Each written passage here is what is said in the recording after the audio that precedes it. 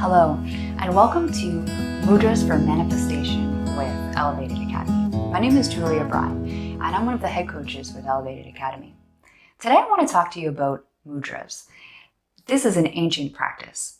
The origin of them is actually untraceable. They've been used all over the world in ancient history.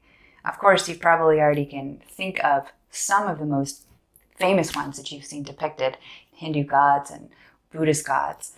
But I'd like to dive in a little bit deeper so you can see how you can use them in your everyday life, in your meditation practice, in your yoga practice, in your affirmation practice, in order to really sink into what it means to live an elevated lifestyle, to elevate your life to where you're living heaven on earth.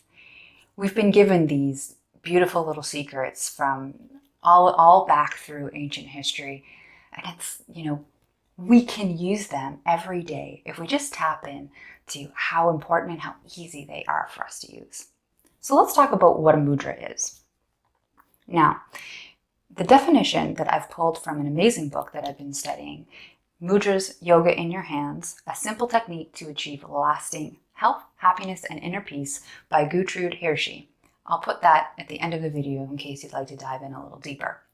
Now, her definition is mudras are symbolic finger, eye, and body postures that are paired with breathing techniques that can create vivid states and processes of consciousness. So they can really actually help us tap into those deeper subconscious levels using our body. So cool, right?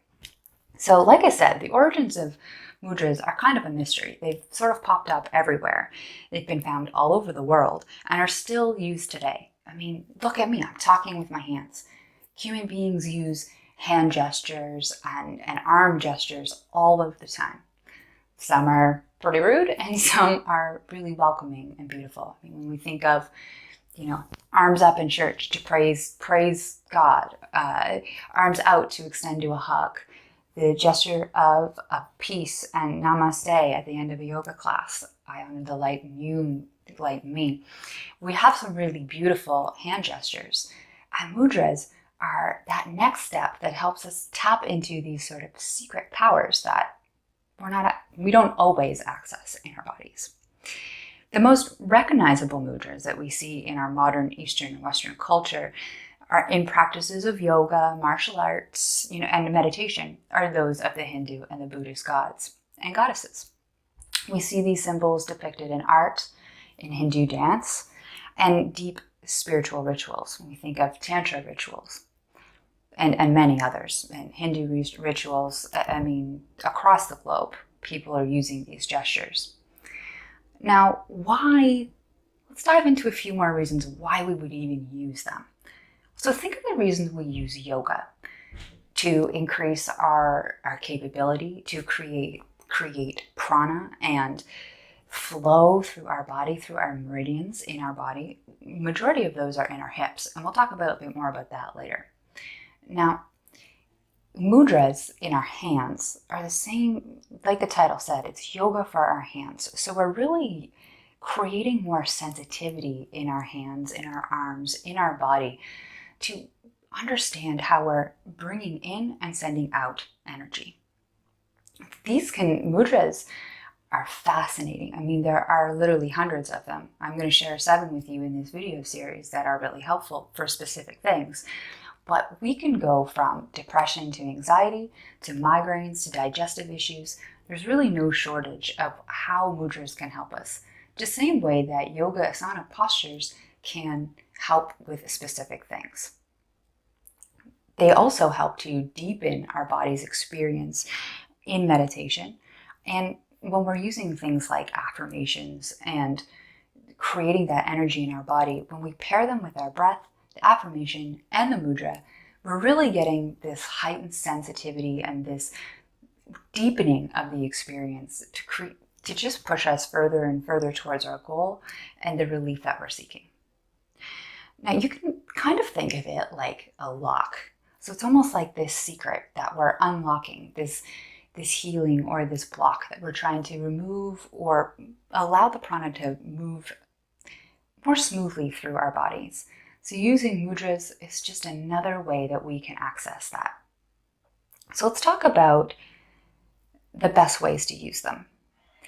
Now, when we look at meditation, yoga, we look at any of these practices, our body posture and the way we hold ourselves is really important, and it plays a huge factor. Now, when we're practicing with mudras, we want to create a symmetrical body position. Now, typically for meditation, seated postures work best because it allows you to have that flow through of prana through the hips, through the spine, and through the chest and the heart, the face, arms, everything in our body. But if you are confined to your bed or you have an injury that doesn't allow you to do so, just put yourself either lying down or in a comfortable chair that allows you to create the most symmetrical position possible. Let's review the optimal seated posture position for meditation.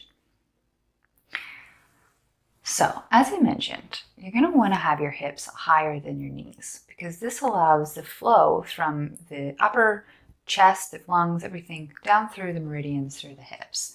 A lot of fascia and concentrated meridian points in the hips. That's why, in North Americans, we sit, driving, all of these different things that we do that keeps our hips tight all of the time. So, find a comfortable seat. You can use a meditation cushion, a folded up pillow, or a blanket to give you some lift underneath your sit bones. Then, with your legs crossed, making sure that your knees are in fact below your hips. Then, take a deep breath in and lift your spine.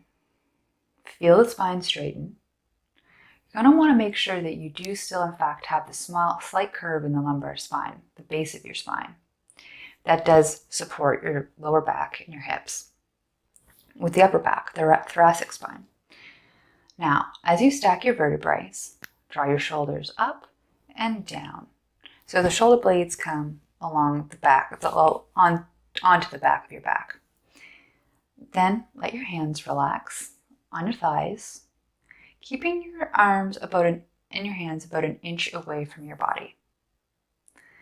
The neck becomes long and supple, chin just tucking slightly, so you have space in the back of the neck. Your head isn't cranked back or cranked forward. Just take a minute to breathe in this place. The head is over the heart, and the heart is over the pelvis.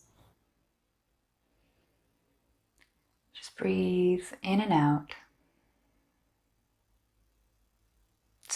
Just simply sitting in this way allows your nervous system to relax and your hormonal glands to actually just balance out. It's pretty cool. Now, some other key breathing tips as you sit in meditation and practice your mudras.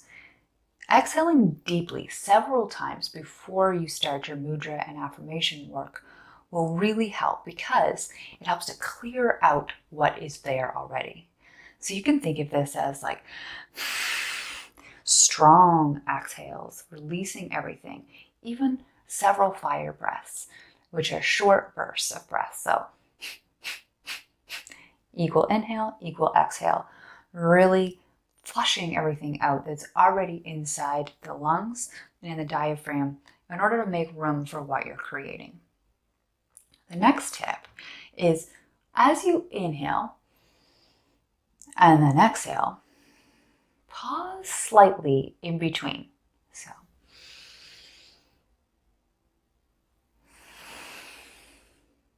the magic happens in that pause. That's where we are truly connected to our essence. We're not focusing on bringing things in and then bringing things out in the world. We're simply focused on our internal being. The best breath, of course, is slow and deep, rhythmic and refined. Inhales are close to the same amount of time as your exhales. Now, that being said, when practicing a mudra to calm or soothe yourself, doing so in that slow and rhythmic breath is really important. But if you're practicing a mudra to intensify your energy and vitality, bringing in some more intense breaths, some deeper, stronger breaths with strong exhales can also be helpful. Now, best practice for practicing mudras on a daily basis, there's a variety of recommendations, truly. Anywhere from 5 to 30 minutes is going to be able to give you enough to start to notice something. And as you become more and more sensitive, you will need less and less time to feel the benefits of the mudra. Now, that being said, in the beginning, a best practice is about 45 minutes a day. So you could break that up into 3 15-minute installments throughout your day. That will give you time for, accurate and deep mindfulness practice, but also to actually feel the maybe medicinal or deeper effects of the mudra. So I'm thinking along the lines of something like anxiety or even digestive issues. Being able to practice these things in a consistent way like that will actually help to work against acute or chronic illnesses or ailments that you suffer from. Now, to know that they're working, you may start to feel a slight warming sensation. And as the general feelings of unease and whatever you're feeling, digestive upset, whatever it happens to be, starts to subside. Another way that you'll notice is you actually might become a little cold and feel a bit of a shiver. Both are signs that your nervous system is responding to this work. The reason that we want to share this with you, and as you'll learn as in the next several videos that come along after this introduction, is because having this practice with the breath, the affirmation, and the mudra helps to deepen your understanding and feeling inside your body of each one of the values and virtues that we talk about in terms of living an elevated lifestyle. So happy to be able to share this information with you because it truly is these little tiny secrets that we don't necessarily take advantage of all the time in our Western culture. These secrets or these little locks that we get to find our way through from our Eastern counterpart, from a culture that is so different from ours and ancient. It's truly quite magical. So without further ado, thank you very much for watching, and be sure to click through to the next video when we start our 7 virtues, our 7 affirmations, and our 7 mudras for manifestation, for curing illness, for bringing relief from mental, emotional, and spiritual, and even physical ailments.